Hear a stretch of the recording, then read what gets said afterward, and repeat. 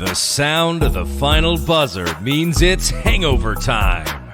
So grab a drink and join your host, Alphonse Sidney, for a Miami Heat Beat post-game show.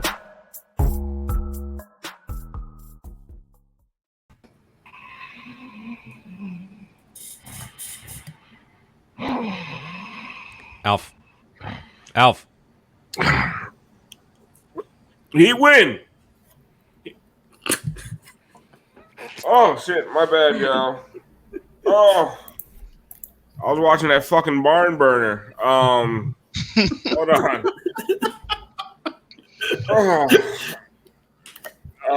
I think the Bucks won. Woo! What a game, y'all. I mean, we're staying up till we're staying up and staying home till 11 o'clock on a Friday night. Wow. I mean, wow. The Hawks looked every bit of a team that won a game on the road in the playoffs and decided we did our job. It's time to get back to Atlanta. Milwaukee sucks. Listen, I don't blame them. Like, I'd be trying to get back to Atlanta as quickly as possible if I was them as well. So, wow, bro. Like, that shit was fucking horrid. Like, the highlight of the game was a Thanasis dunk that didn't count, which is like a perfect microcosm of Thanasis' season, if you want to call it that, or his career. A dunk with a flex and walking around the court like a badass, and it didn't even fucking count. Anyway, go ahead and bring me out, Brass. I'm Alphonse Sidney, a.k.a. Alf954. You are tuned into Hangover Time, the Miami Heat Beat post-game show. And we are, listen, bad game, good game, indifferent. Moose, what are we doing tonight? Oh, come on, Alf. You already know. It doesn't matter who's playing, what the score is. It's Friday night. The only thing that matters is that I'm going to hit you one time with a drip drop. Let's go. And on that note, Brass, let's find out what everybody's drinking.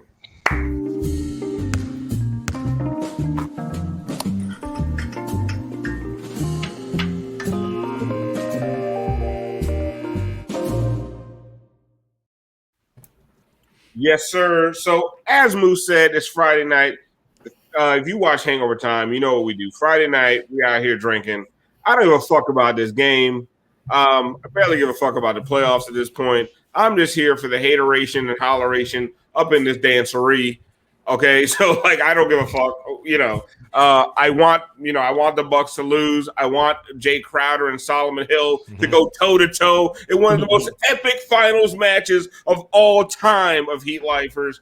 But for the most part, I'm just trying to get drunk with my homeboys because Tiff and Siobhan bailed on us tonight, so it's the energy is not as cool as it usually is.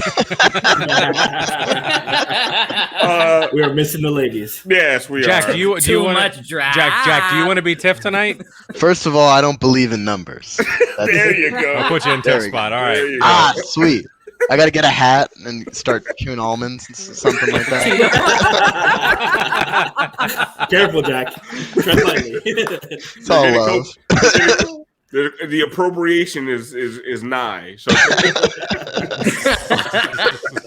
Moose, what you got? You got that monkey booty tonight? Come on, man. Of course, I got that monkey shoulder. I was making a lot of work of it during this game because, goddamn, that was hard to watch. So one more time, drip drop. Let me get my drink.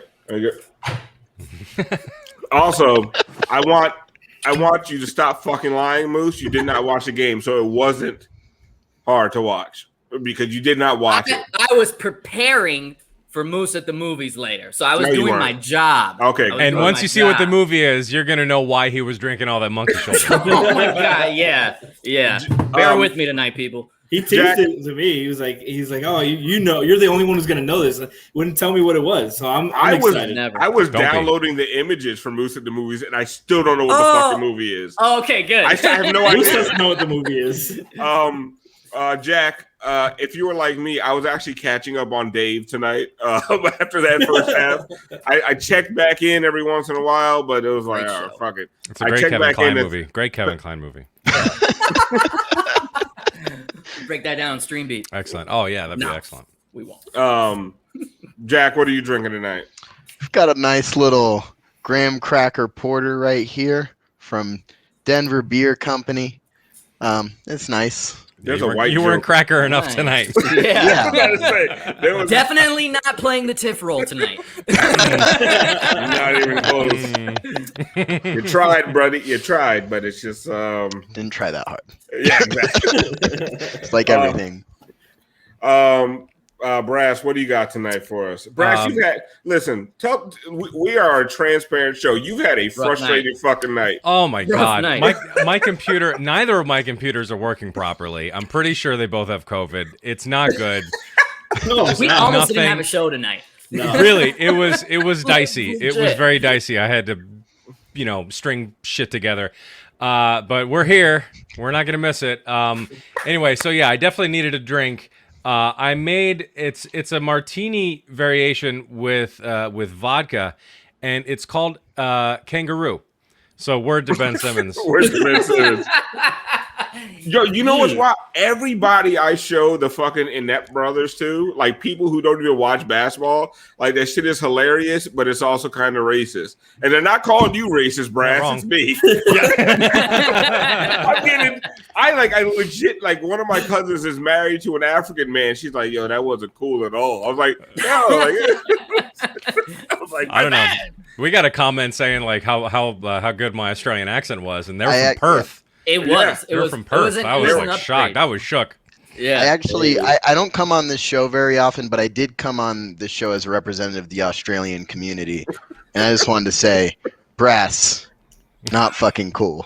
No. Oh my god. That's cultural appropriation. No, maybe you were hearing Moose earlier because that was supposed to be Moose. It was Because Moose spot and on. Ben Simmons the It was. first time. It was an impression It was. of Moose doing an Australian accent. Yeah. Oh, well, then it's okay. I'll let Australia know. So Moose is the racist. Frankie, what are you drinking tonight? I'm drinking margarita lager from a local brewery, Muy Importante. All right. Shout out to the Hawks Bucks game. I missed the whole game too. I took a pregame nap and I checked in at halftime and I was like, oh, back to sleep. Yeah, Took a pregame nap, turned into a full game coma. If you want to see Frankie do a free pregame nap, just tune into the Weird Al pregame show.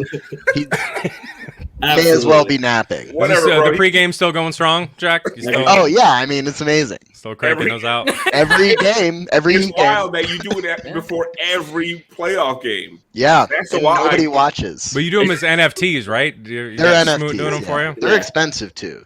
Yeah, Yeah. they're all pixelated, so you can't really see. A little Whether it's peek me or behind the Drake. curtain. Jack asks me to talk about the last game every pregame show because he hasn't seen a game since like That's not true. before the All-Star That's break. not true. I don't It think can't be that's that a far off, secret. Jack. I'm not. I mean, it's not far off. I It's don't think just- we're peeking behind the curtain on that. I think Yeah. that's pretty transparent. I think that is He well within the asked me- front ground of the show. He asked me, how do I think Dwayne Wade's going to play tonight? And I was like, oh, Jack.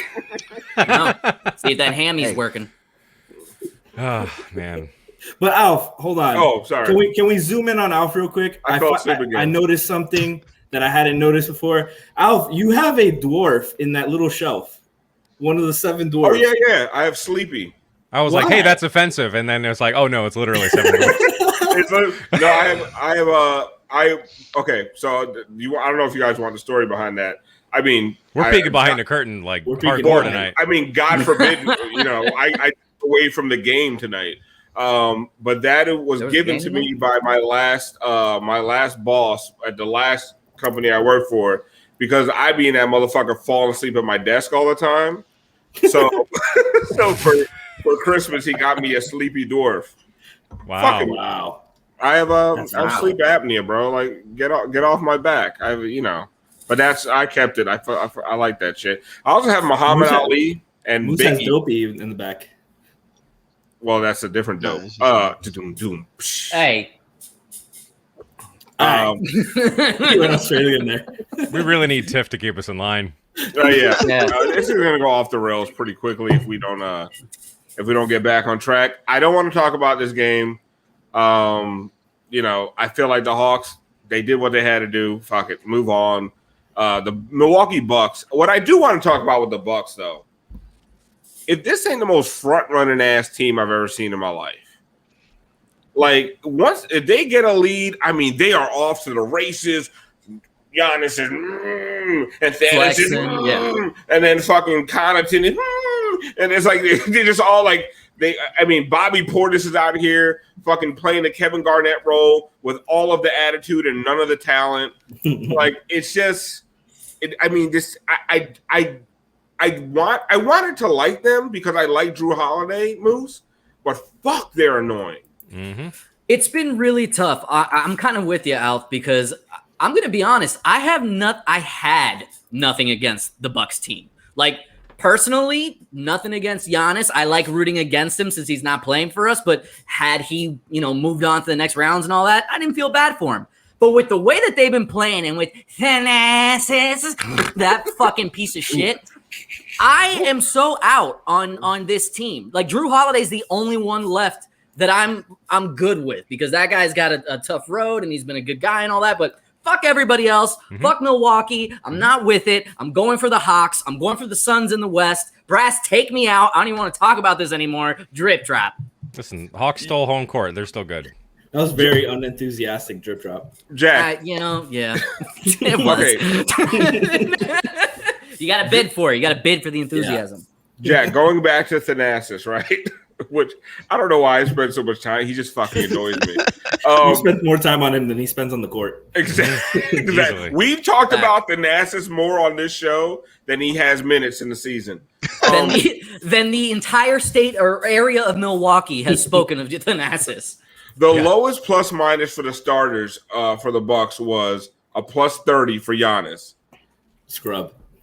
Thanasis played 10 minutes, was somehow a minus 2. Hell yeah. In a 30-point blowout. Like, and he's flexing. And I mean, he's just got to be one of the most fucking annoying bench hype men since Patty Mills. Like, do you guys remember Patty Mills in 2014? Unfortunately, yeah. At least Patty Mills could play. Patty Mills could hit some shots. Thanasis isn't doing shit out there. This is Lance Stevenson 2012 levels right now. Like, when Dexter Pittman had to elbow him, this is how far it's gone. Just jumps in to put his jeans on. Ace says Thanasis jumps to put his jeans on. Yeah. Whoa, what is this? No Patty slander? That must be your Australian. Yes, Patty slander. It's the Australian, yeah.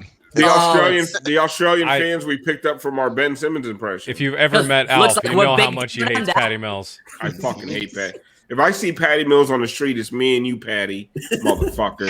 It's me and you, Patty. Patty that cake, sounds, Baker's man. It really undercuts the threat when you have to end it with Patty. It's on site, Patty. Yeah, it sounds like a Mavs coaching hire. But anyway, I think we have we actually have a Gaga of the game for the first time in a long time. Wow. All right.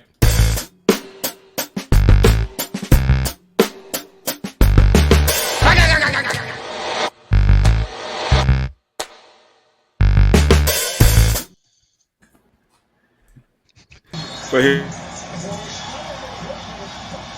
Okay, so I'm sorry. So we're gonna break down this Thanasis dunk, this Gaga from Thanasis. Even Giannis isn't very impressed. Yeah, no. Giannis is such an asshole. He can't jump for his brother.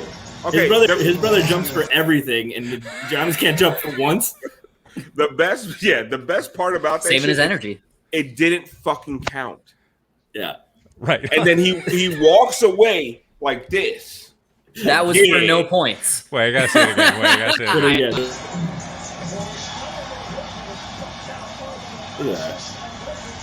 Look at him looking at the fucking Hawks bench. Yeah. He's looking at the Hawks bench for scoring 0 points. But maybe that's why Giannis didn't waste his energy getting up. Like, they didn't score any points. It didn't count. Look, he's got to step up. No, wait, Brass, play it one more time. Because the Hawks. The Hawks weren't even phased. Look at the replay. The Hawks players don't even react. They were like, what are you doing, bro? You're the 1 seed, guys. Act like it. Look at the Hawks players like, bro, get the fuck off me, bro. What is your deal? What is your problem? I'd say he's a tryhard, but he doesn't even try. No. Yo, that great video, by the way. You got that on your phone? That was no. That was I used a software program called. I wish you showed the full zoom and zoom out you did on your phone. Listen, you zoomed out before you zoomed in. It was so good. He's on tour. I already know. I already know the second we went to the imaging, Brass was like, "Oh my god, please don't crap out. Please don't crap out." Oh, well, I mean, you can tell I didn't pull that imaging. First of all, Worldwide Wob got fucking verified for doing what the fuck I just did. Okay? That's true. And has the nerve to talk shit to people like, bro, you fucking take your phone and record your TV. Like, stop. You're not a fucking journalist, bro. Like, worldwide Thanasis. Like, I remember one time he got mad that somebody fucking stole his video, bro. Like, it's like you stole the video. Like, nobody's stealing your iPhone videos, bro. Like, nobody cares. It's not that serious. It's like a cover band, like getting pissed at someone else doing a cover of the same song. Like, whoa, we're gonna sue you. It's like, well, it's not your fucking music, dude. This motherfucker just sing Wonderwall. Wob is Jerry Seinfeld in that episode of Seinfeld where he's pirating movies. And you're like, Jerry, you're an artist. You know exactly the right angles. That's Wob. He's a genius. But I mean, honestly, what he does. Look at how I recorded my TV compared to how Wob does it. And yeah, the motherfucker. Right. One more time. Oh, you want to watch it? It's look at that. That's beautiful quality. This part is okay, but then it's good, except for the cocktail reflection. Yeah. Look at that. That's my favorite part, easily. I just love the cinematography. Oh yeah, the jersey. And give us the wide angle perspective. Why did you have to move? Why didn't you just stay there? You had it. Well, I wanted to zoom in on Thanasis and then zoom out, and then I was gonna cut it, and then we didn't have time because listen. We got the fucking point across, all right? This is what happens when I produce the fucking show. I'm gonna cancel League Pass. I can't wait to rewatch that. Al FaceTime me when he watches the game. There's gonna be like half of the game is me like putting the phone down, and you're gonna see my dog. That's better than watching the Bucks. It's definitely hear your dog snoring in the background. Yeah, well, it might be me. That's so also loud. me. Thank you, Ace. Ace says y'all let Alf be great, man. Damn. No, he's saying we let you be great. Thank you, Ace. No, other people would not. They would not give you the No, opportunities that we give you. It takes a village. It takes a whole Alvaro community. says, "Don't worry, Alf. It was perfect." Listen, the point came across. All right. In the crunch time when things were going bad, I came through. Did I not? Yeah. Okay. Thank you. You did. That was like it was like the Ben Simmons one dunk of the whole playoffs, like in the fourth quarter. The one play he made was, the highlight of Thanasis not getting a point. I did what needed to be fucking done. Thank you very much. What we did want to get into a little bit, Alf. Yo, did you see the fucking Bucks? The Bucks fans chanting Bobby tonight? No. No, bro, the Bucks Moose side, yeah.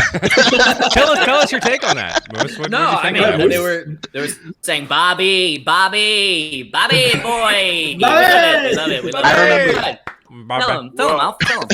Anyway, the Suns fans were chanting Bobby, which was wild to me. One thing we did want to get into, because we do have a Moose at the Movies for y'all. So powered by Streambeat. You're welcome. And we also want to get into a little bit of, there's been some news with Heat free agency, some of the people they're targeting, some of the people they're willing to get rid of. Thank you.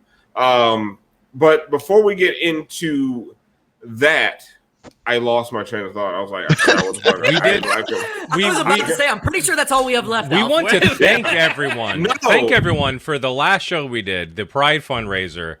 Was a smashing success because of all of you. We raised a lot of money. I don't know the exact number, but I mean, I know all in all it was over. It was $6,500 we've raised. Yeah. Hell yeah. Which is really awesome. And in part of that, the eBay auction for the very, very generous donation from the shipping container from the Le Batard crew. That auction ended this evening, and the final bid went for $4,300. Ooh, I bid $75. So close. Moose. Thank you. That's the huge opening one. bid was $250. Like you literally wasted Yeah, your time. what do you, Well, I don't even think eBay lets you do that. You're just typing in 75, and it's like, nope. no, nope. I got this whole thing with my credit and savings. It's yeah. You had to move money around. Yeah. The way your account is set up. He was really hoping for that scratch ticket to hit, you know. But Real, yeah, I mean, that's real. $2,200 the other night and $4,300 for the auction. That's amazing. We're not going to announce the winner's name until we get in touch with them to make sure they're okay with us announcing the winner's name, because they might not be cool with that shit.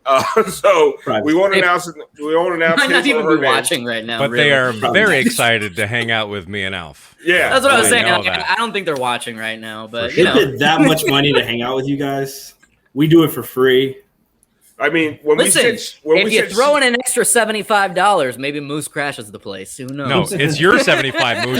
You have to still donate the 75. $75 and we'll let you You're a go. cheeky bastard. The best part is like it's a lunch with a shipping container. It's like one board op and me and Brass. But whatever. Listen, All good. there's a pizza place on Washington that I love. It's called Papa John's. Exactly. Little Caesars. They don't Hopefully have the Heat win before it. So it'll be they don't have a Yeah. dining area, but we can eat on my car. You know, if you guys are okay Nice with car. that. Schmeathan says, "Can't believe Tim Reynolds paid that much to hang out with you guys." Tim Reynolds spends that money on his shiny suits. He doesn't have the kind of disposable income to spend to hang out with me, Brass, and two board ops from the Lebertard show. Became two now. Yeah, no, it's two. I just talked to him. He's, I would have thought he he sold texted the me. suit back to Grimace to get the money to bid. You know? No, he had to give it back. He loaned it from Steve Harvey. He needed it for an extra special episode of Family Feud. So actually, what I did want to get into is some Heat free agency talk. So our good friend Ethan Skolnick over at the 5 Reasons Sports Network. I do also want to say shout out to 5 Reasons because on Tuesday night, they lent us two of their brightest stars, Roll Shepard and Leif. Thank you guys. Thank them so much for coming on. We had a fantastic time. But Ethan Skolnick reports that there's a 75% chance that Tyler Hero will be traded this summer. And then when you put it out to some other people, it's over 75%. I can tell you, I don't have any sources. I know people that know people. I know motherfuckers that know motherfuckers. And I don't know anybody important. But the people I know, like, it's almost a certainty. And it's almost like you could say it's common sense, right? Frankie, just because he's their only asset. Yeah, you see how much the Heat regressed last season, and you know Bam's extension's kicking in. Jimmy's looking for the max now.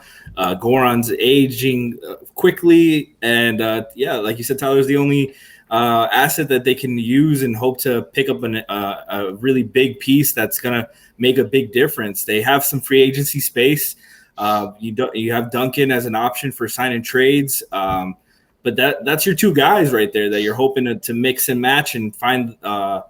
The right reshuffling of the deck to see what's going to bring the biggest influence to this team, because this team needs a shot in the arm badly. No COVID vaccine, it's pretty bad that Tyler is the only asset after 1 year.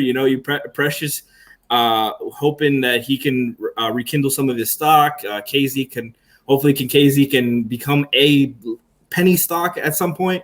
But you're not trading Bam, you're not trading Jimmy, and you don't have much else besides that. So Tyler's got to be the guy. Weird Al says it's Frankie and anti-vax. I love the fact that Jack tweets. Comments in the chat instead of just saying something. He was talking. That's okay. I don't want it on the pod feed that one of our people are anti-vax. I'm gonna say it suddenly, but now we're talking. They're not going to about hear it. you. Yeah. Well, now they are. But I mean, I'm hearing it's 78% though. I got 77.5. So I heard a couple months ago from a network that usually is the first on these kinds of newses is it could go either way. Newses? These kinds of newses, it could go either way. Right. Yeah. So which would be Are a you 50%. anti-grammar, Jack? Oh, God produces. God damn. Well, that would be a 50% chance could go either way. Look at the glasses. Moose. Jesus. Listen, in regards to Jesus. in Um, Tyler, look, They don't let you 100 yards within a school, do they? Look at that. What Used to be was a that? teacher.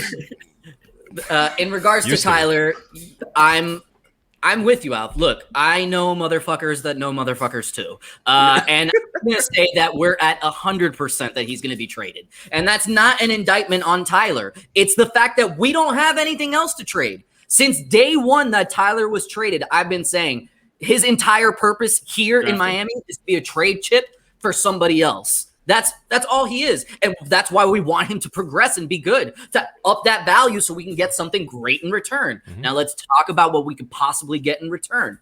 Realistically, I don't know what his value's at right now, but we're hearing a lot of Sexton, maybe some Shai Gilgeous-Alexander. If you can get one of those two, fuck yeah, you do the deal. Sorry, Tyler.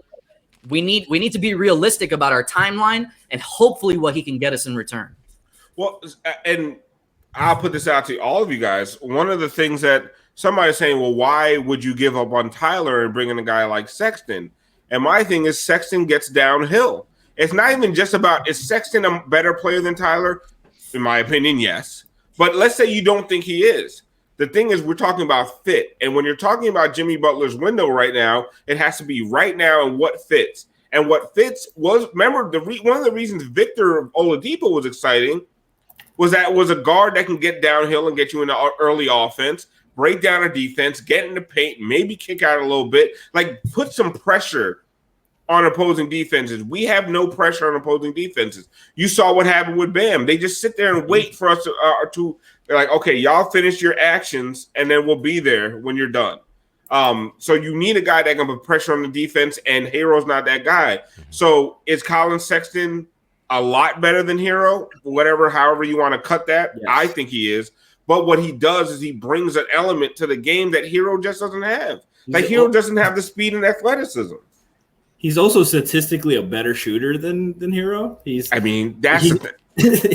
that's why, Frankie. Fuck, bro. Like, what is this shit? I'm about to fucking fuck. Okay, listen. Let's stop. People are like, also got more years on him. And the people are like, oh, fucking go off, Alf. Duncan and Hero are fucking, they're repeating themselves. You have two of the same fucking guys. No, you fucking don't. You don't have the same guy. Hero is not the shooter Duncan is. Hero be fooling y'all. He's the Patrick Beverly of 3-point shooting. Like he looks good when he's doing it, but he's not. I mean, he is not that guy, bro. Jack, he's not that guy. You're not that guy. Like, pal. He's not that guy. Like, let's stop acting like he's just fucking elite level shooter. He's just not. So you have a guy in Sexton who can shoot comparably or even better than Tyler, can get downhill, can get in the paint, create for others, which Tyler cannot do. Because anytime Tyler passes the ball, like, holy shit, I don't know where that motherfucker's going. It might go to a Heat player. It might go to the opposing team. It might go to a ref. It might go to the third fucking row. Who knows? Like, it's like, let's stop with some of this shit. Like, oh, we need the shooting. He's not Duncan. Like, let's stop acting like Tyler's Duncan Robinson out here from the 3-point line. I'm done. I'll say in Tyler's defense that I do think he is going to be an elite shooter. I think, like, even this year he had no consistency, he did finish with, like, decent shooting splits. That said, Sexton can create space for himself. Tyler Hero, I don't think, is ever going to be able to do that at an elite level. I do think that's where the difference is made. Like, I mean, Sexton can get downhill. Hero's not really that guy. And Sexton can just do things on the court that Hero can't. It's just astronomical differences athletically. Sexton's super quick. He's not the best passer. He's not the ideal point guard I'd want with Bam. But you know what? Neither was Depot. And Depot was pretty bad in his 4 games, and he still fixed 90% of Miami's issues just by being an NBA guard who could kind of get in front of an offensive player and, get downhill every once in a while. you just need that threat because Jimmy and Bam are your guys. Sexton doesn't have to create everything. Bam is a good enough passer where you can kind of let him off the hook a little bit. He's an elite scorer. I think he's only going to get better. He's been playing for the Cavs, and the Cavs aren't as bad as they've been in recent years, but they're still not like in a stellar organization, and they don't have a track record of player development. Sexton's what, like 22, 23, 22? Yeah, there's a lot of room for growth. He's younger than Bam, and get him with Spo, get him with the Heat, get him around Jimmy and Bam, and I do think sky's the limit for him. Man, he almost won a game 3-on-5. Bring him to Miami. Jimmy's going to love him. Yeah. And I'm not saying that Sexton is necessarily the answer, but this whole idea of like, oh, no, you can't do it. You can't. Why quit on Tyler when you – I'm like, all right, stop.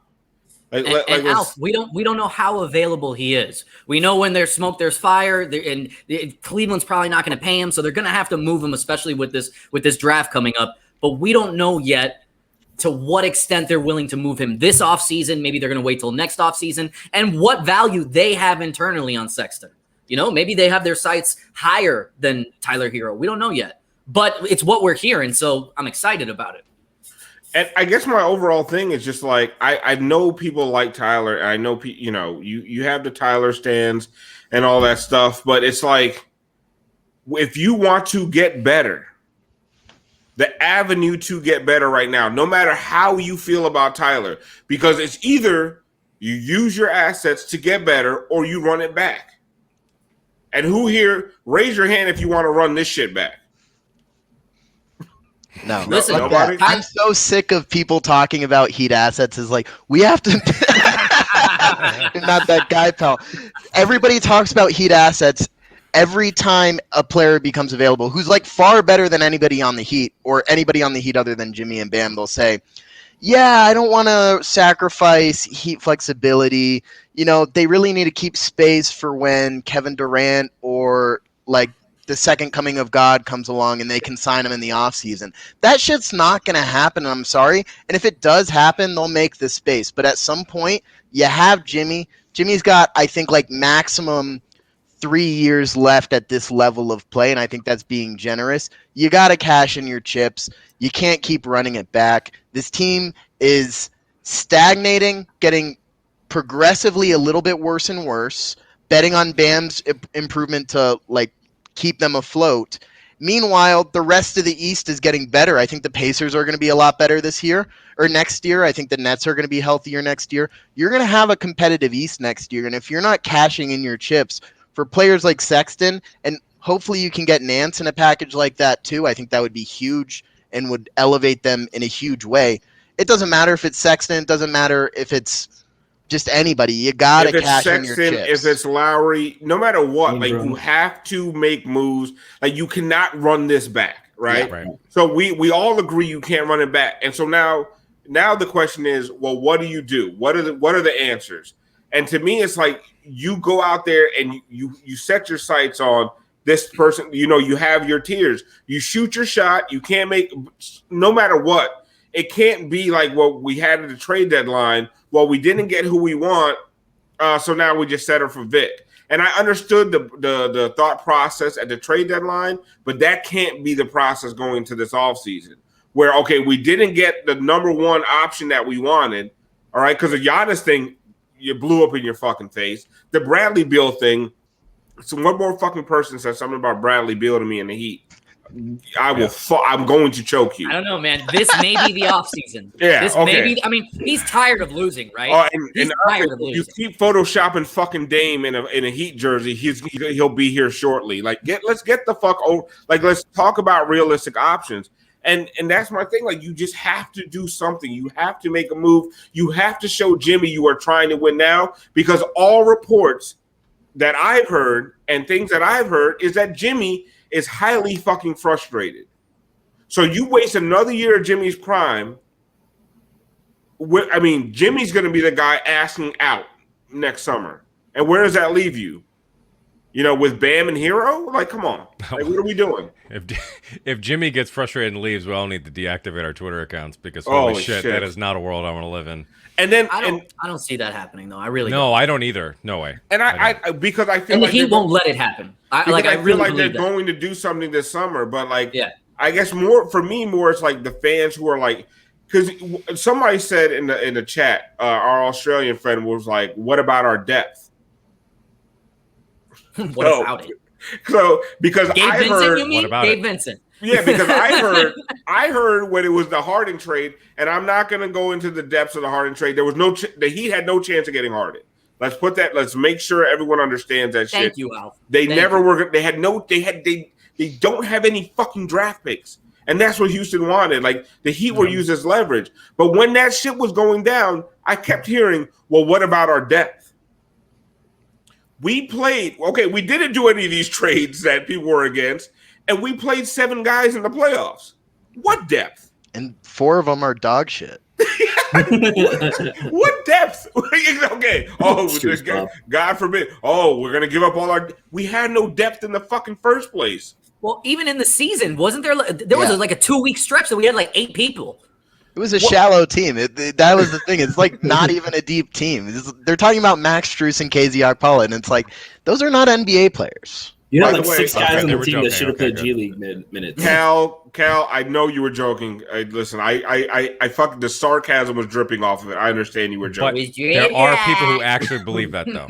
No, but that's yeah. the problem. There are people that were like, "What about our depth? You can't get a guy like Harden and give up all our depth. What about our shut the fuck up, okay? Like you have Jimmy, Bam, and Harden. You don't worry about your depth. Yeah. All right. KZ would he'd be fine. Like, I don't know. That's the whole depth argument is wild to me. And then so I guess that kind of covers like the guard situation. And then so the options at that point, like if you can do a Sexton and a Nance thing, or the Sexton thing doesn't work out. Like to me, the Sexton and Nance thing is like A1. Like that's a great option, but it's going to be hard to get Sexton and Nance for Hero. You know what I mean? Like it's going to be that. I think that's going to be hard to pull off. Hey, but precious. But what are the other options for the Heat as far as a stretch 4 or stretch 5? Because I think John Collins has legitimately played himself clean out of your stratosphere. Like you ain't got John Collins. No. It's like when you were a kid and you were like, I want McDonald's. Your mom was like, you got McDonald's money? Like Heat fans talking about, I want John Collins. You ain't got John Collins money. Well, what if you're able to sign and trade with Duncan? Would you do something like that if you could, move Duncan to the Hawks for John Collins? You can sign him over the cap and then I guess trade him because, I don't think you have the cap for John Collins, but you have Duncan's bird rights. I don't know if Atlanta would do that. I don't even know if I would do that as a Heat. Like I would only do that if let's say you are able to sign Lowry in a space. Okay, yeah, I agree. I would do that. Like if your offseason haul is you lose Hero and Duncan but bring back Lowry and Collins, you won. Yeah, like you become a top 3 team in the East automatically overnight. Yeah, I agree with that. But yeah, I'm not sure he's leaving Atlanta. Yeah, I don't see why you would. They're at this point, no way. Why would you? Yeah. And then I don't know if you guys want to talk about the Mavs moves or the Jack.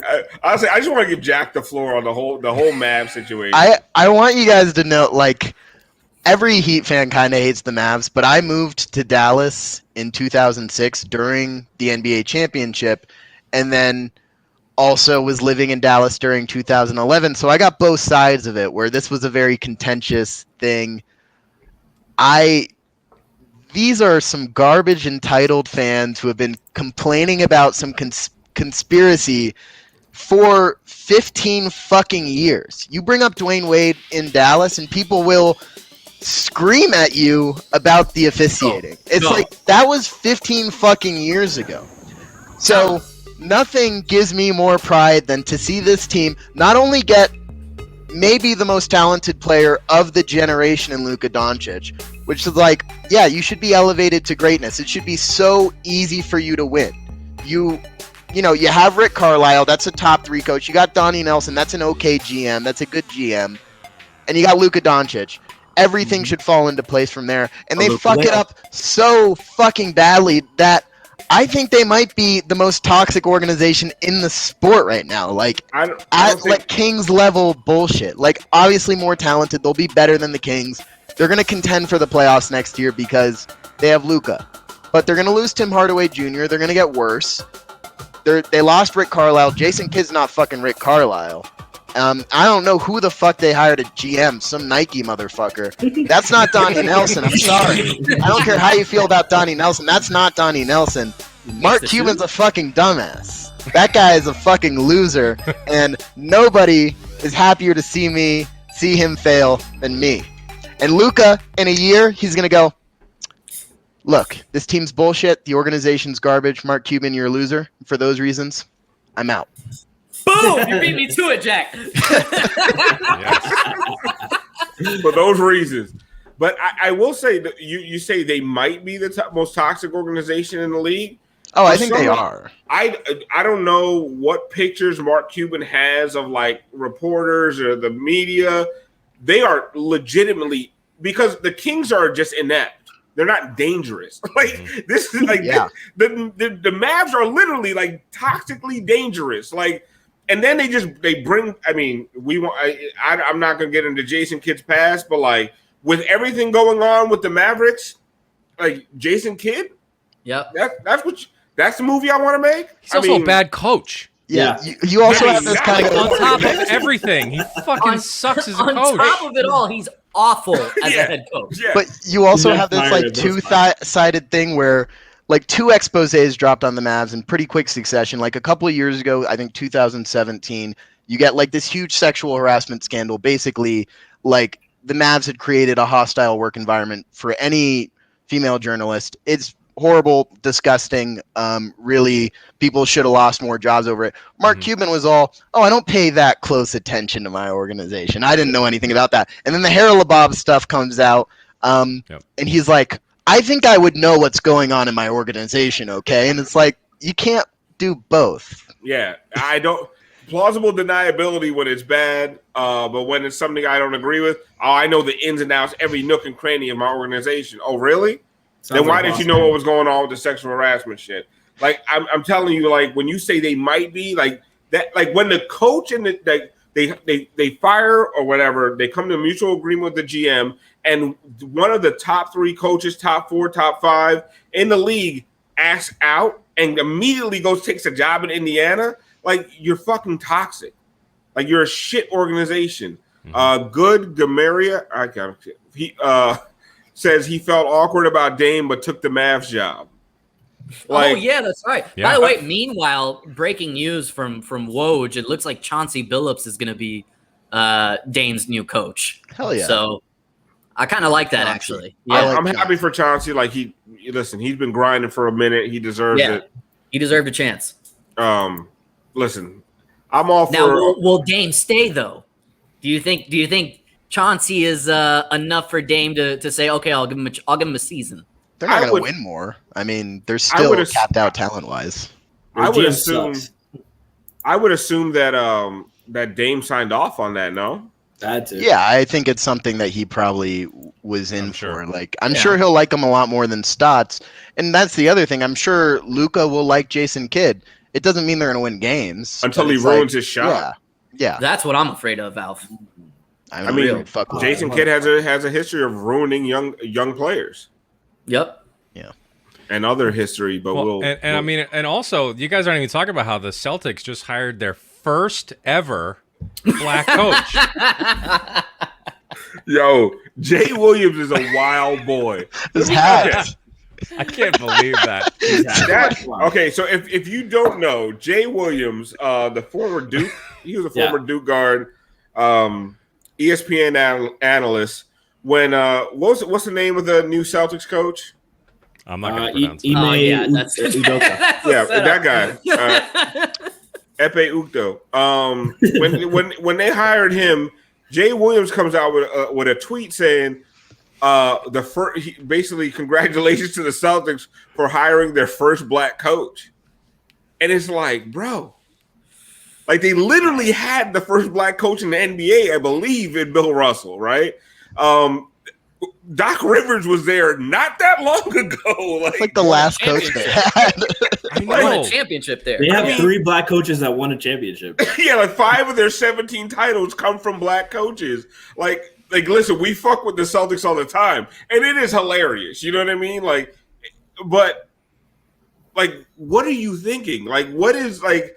You are an ESPN analyst, and did you not Google it first? Like, and then he comes out and says he was hacked. But he changed his passcode. So he changed, first of all. For me was the funniest part. Yeah. Passcode of all words. I love imagining somebody getting on his account and being like, I'm going to get his ass right now. And this is how I'm going to do it. Yeah. Nobody's going to believe it. Yeah. The only person that could have done that is like Magic Johnson. That is the most boring hack tweet I've ever seen in my life. Like, come on, man. Like, that is such a lame fucking excuse. I got hacked. Like, I thought we were over that. I thought we were done with that shit.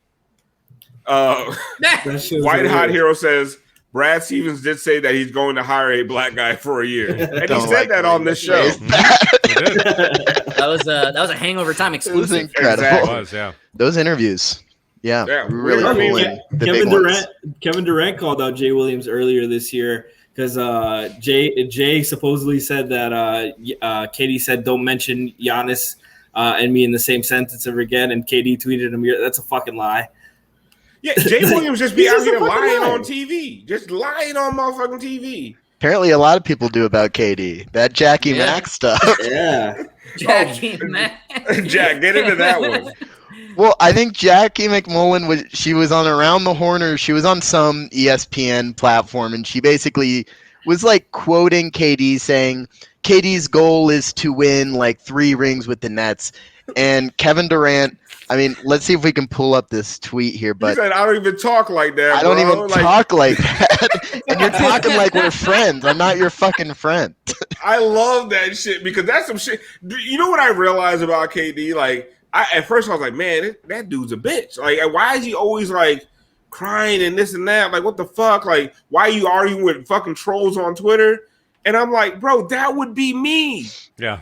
Like, if I could play basketball at a decent level, I would be out here arguing with trolls all day. Like, I literally spend half my day arguing with fucking Abby, with fucking fake Abbies and dudes with 2 followers. Like, you're just Elf. Yeah, imagine you're KD. No, but the best thing was that guy who quote tweeted KD and goes, "Those of us who are lucky to count Jackie as a friend are the better for it. You should try it." KD goes, "Congrats, my G. Enjoy that."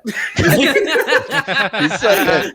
I mean, this guy Scott with the Scottie Pippen stuff is like one of the funniest things I've ever read. Scottie out here getting flamed, bro. Like, what are you doing, Scottie? Is KD a better tweeter than the basketball player? It's debatable. I mean, elite in both levels.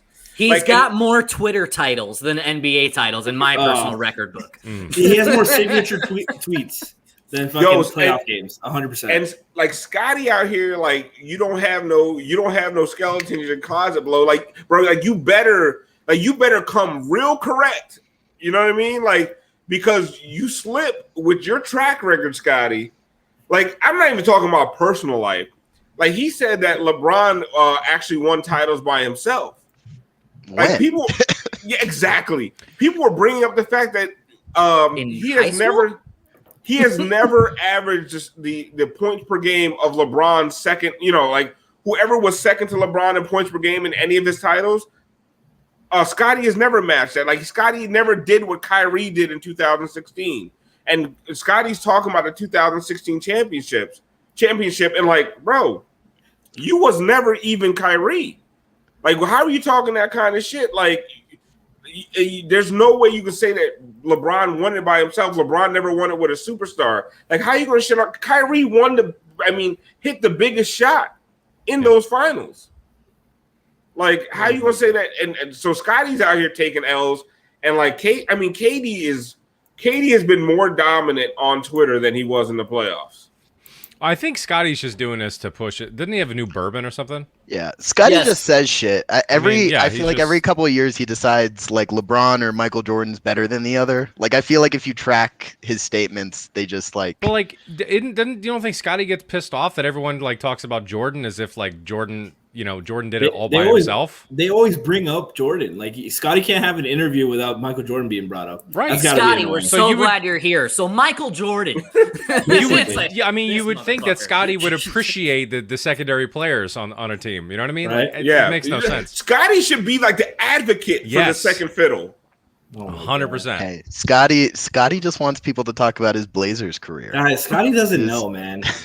Underrated. No, he doesn't. Scotty should be like, yo, Pascal Siakam was super important to the Raptors title. Like, you gotta give Siakam mad props. Like, Yeah, Scotty this should be his lane. Yeah, his lane should be sticking up for the fucking the sidekicks. We need to have a segment where it's just rereading old Kevin Durant tweets because there are so many gems here, man. He said, this is one of the greatest ones. It's cracking in Taiwan, but I'm getting a massage and this lady put this hot ass oil on my back. So I'm about to fart. #get back. That's Fuck, that's fucking great. incredible. Jeez. That's what the Beatles song was about, I think. Get back! I'm pretty sure we can talk to Paul about that sometime. Nice Australian accent there, Moose. The great Kevin Durant Thank you. tweet is the Thank you. Scarlett Johansson, I will drink your bathwater. #random. Oh, that is a Hashtag random. classic. He's got That some is good a ones. Classic. Yeah. He's an He elite may not tweeter. be Really better at tweeting than he is as a basketball player, but he is It's the greatest debatable. basketball tweeter of all time, and he's not the greatest basketball player of all time. So he's higher in the tweeting rankings. Hold on, we got to talk about this one. I'm watching the History Channel in the club, and I'm wondering how do these people know what's going on the sun? Ain't nobody ever been. That's true. That's fucking great, man. That's He's a deep. philosophizer. Shit. That's Wow. deep. He's watching the With History Kyrie Club. at that time. He's watching the History Channel in the club. Like that's burying the lead right there. What the fuck is he doing? This guy's next level. Speaking of watching terrible things in terrible places, it's time for Moose at the Movies. Now that's a segue. That is. One man, two desires. Drip dropping cinema. It's Moose at the Movies. Powered by Streambeat.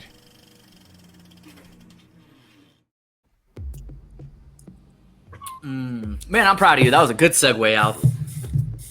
I even hit my you know that new meme where He can't. Wait, I'll put. Yeah, there we go. Oh, there you go. All right, nice. I Wonderful. hit that pretty hard, Jack, didn't I? Just You got it. You did it. Oh, wow. You're kind of fucking up the segue. sorry. Yeah. Okay. It's okay. I'm so excited It about gave my me segue time to that I pull fucked this it up. up. All right. People, tonight, Moose at the Movies, powered by Streambeat Podcast. What's up, Frankie? We're going back into our bag of truly classic basketball movies. Oh shit. A movie about a boy that just wants to know more about his family. Oh, you son of a bitch. Film about luck. And a movie with the iconic log line, Kid Today, Oh, Leprechaun Tomorrow. Oh my That's Oh God. right. no. We're breaking down the hit Disney Channel original Disney. movie, Luck of the Irish. Oh, yeah. Uh-oh. There it is. It's okay. We're going to go with it. It's weird how even 20 years ago, a film trying to promote diversity still leaned so heavily into classic racial stereotypes. But Absolutely. boy, does it deliver. See, in this movie, junior high basketball star Kyle Johnson gets through life by sheer luck. Our main character has all the classic Disney tropes. The ladies love him. He's got perfect grades. The black best friend Russell that co-signs for him.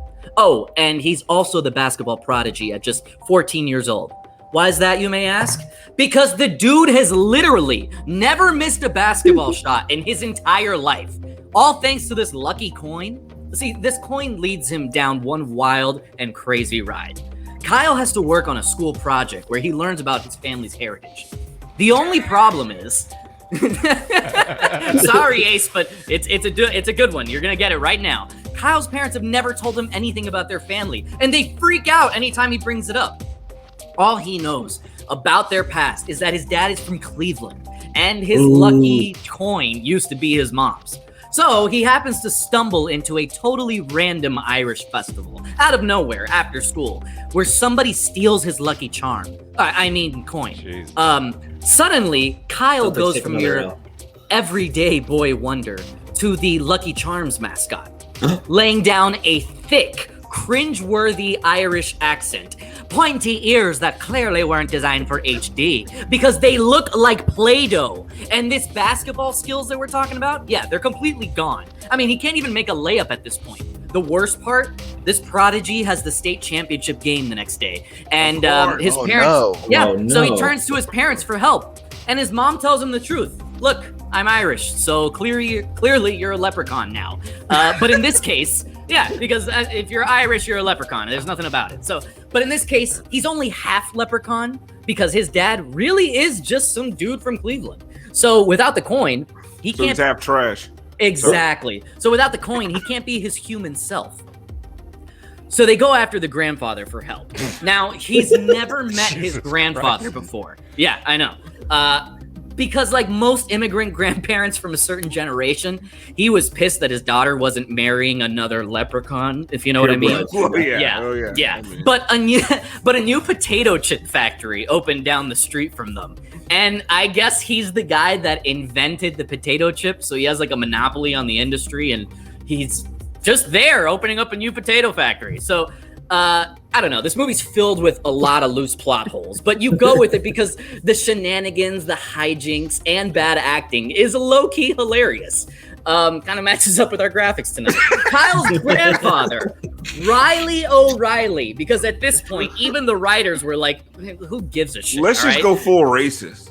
Yeah, exactly. His grandfather asked him if he's been to any Irish festivals lately. And that's when they realize that some traveling bad guy leprechaun is going around from city to city stealing people's lucky charms. Now, apparently this bandit leprechaun has a pretty bad gambling addiction. Wait, Frankie just said that. What? Frankie just said fucking Daddy Ainge. Yeah, thank you. Yes. Now, collecting assets. Yeah, apparently Danny Ainge, collecting assets, has a pretty bad gambling addiction. So the only way you can get it back from him is if you make an authentic Irish gentleman's wager. Kyle bets him that he can beat him in a game of basketball. If he wins, he gets his lucky coin back, and the leprechaun bandit has to spend the rest of eternity in the homeland of his father's fathers. But if he loses, he will travel around the world with the leprechaun bandit as his slave. But they must play it straight up. No lucky coin for either of them. Whoa. They had a deal. Now at this point, all of Kyle's family and friends are freaking out. I mean, is Kyle playing basketball without his luck? That's not a winning strategy, okay? But Kyle delivers a heartfelt monologue.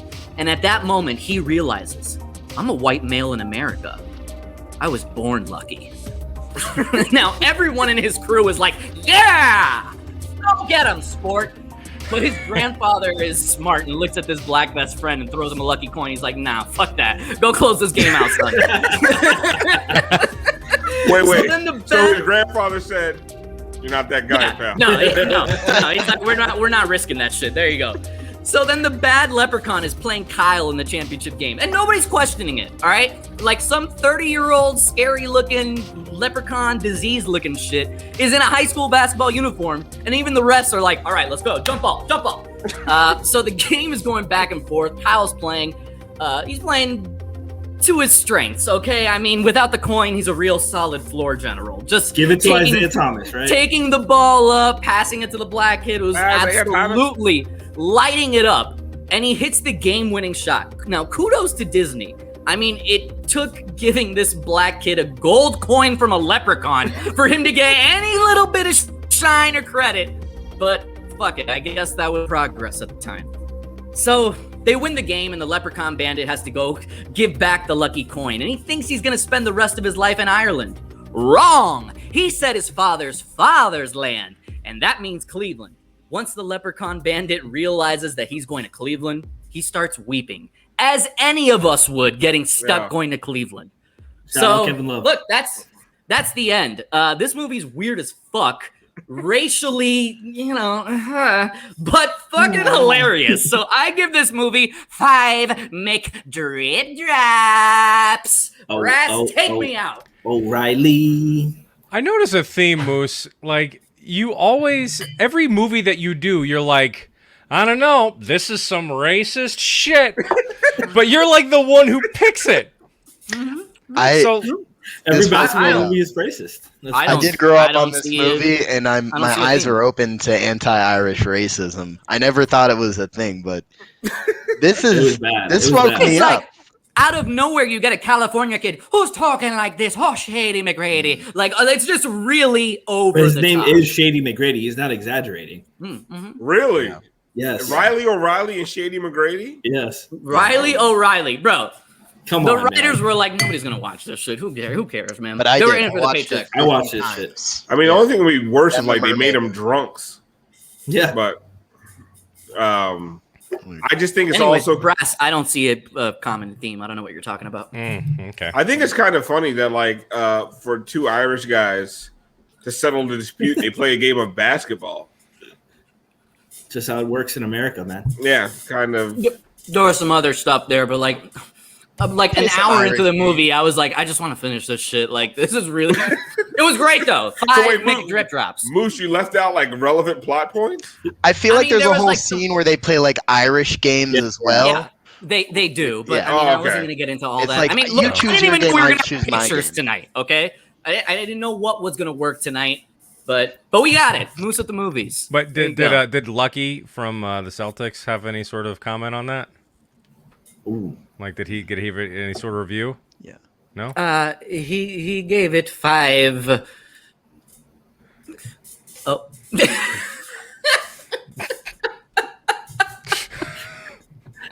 Dang, CBS needs to. Thank you, Moose. What did you think of the luck of the Irish? No, I wanted to say thank you. I was watching from my home on the floor of the Celtics arena, and I just wanted to say thank you, Moose, for reviewing one of the most classic films of all time. Oh shit, Lucky, watch out! That's Kyrie Irving. Oh!